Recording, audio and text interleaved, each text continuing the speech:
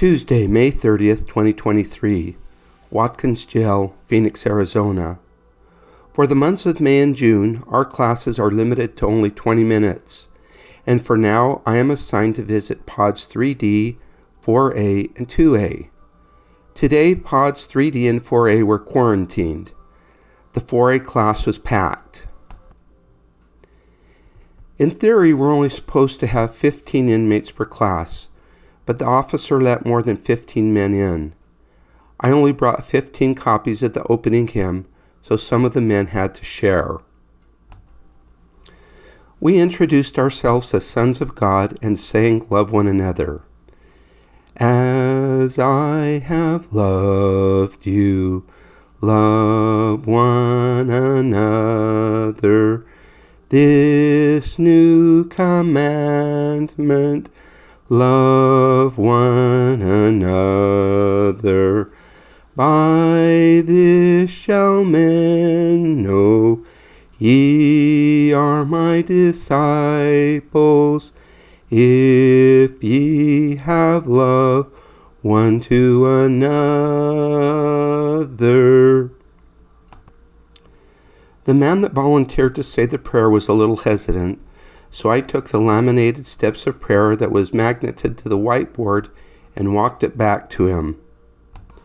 I told the men that based on my observations over the years, the overarching reality men face in prison is fear. Then asked how the evil spirit of fear can be cast out. Then I told them about Kenny. July 21st, 2013. A few weeks ago, one of the inmates, Kenny, a member of another faith, asked me to pray for him. The state was pressuring him to take a plea bargain.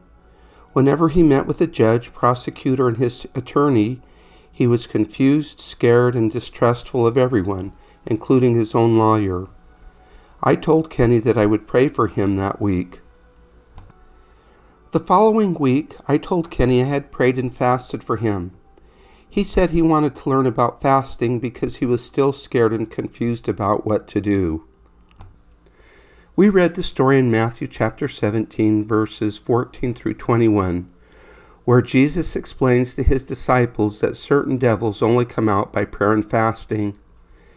Then we read Isaiah's explanation of fasting in Isaiah chapter 58, verses 6 through 12. The promise in verse 9 was especially meaningful. Then shalt thou call, and the Lord shall answer. Thou shalt cry, and he shall say, Here I am. I met with Kenny again last Friday. He said that he knew fasting was a true principle. He had prayed and fasted that week. When he went to the next meeting with the judge, he was offered a plea bargain of 27 years. Kenny felt at complete peace and knew that the bargain was right and accepted it. Kenny only has 17 years left to go now. I could tell by the look on the men's face that they found it a little hard to believe that someone can be at peace with a 27-year sentence. Kenny was in the 4th Avenue Jail, a maximum security facility. The men I was visiting today were all in minimum security, so I already knew the answer to the question I was going to ask. I asked if any of them were looking at 27 years. They all shook their heads no. I told the men if any of them ever wanted to fast to let me know and I would fast with them.